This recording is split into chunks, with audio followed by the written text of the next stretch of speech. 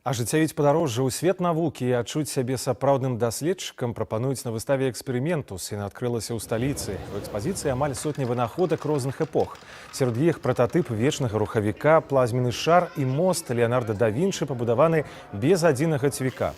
Да кожнага экспаната можна дакрануцца і ўбачыць у дзеянні, а таксама даведацца пра незвычайныя фізічныя з'явы і навуковыя эксперименты.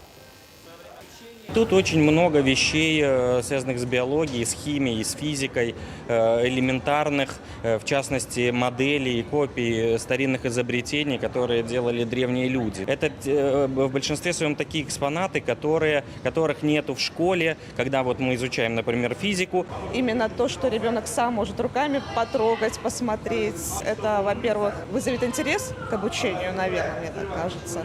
Вот. Ну и мне как маме это большая помощь. Для дзяцей арганізавана і забаўная праграма, а наведаць незвычайную выставу можна да 13 сакавіка.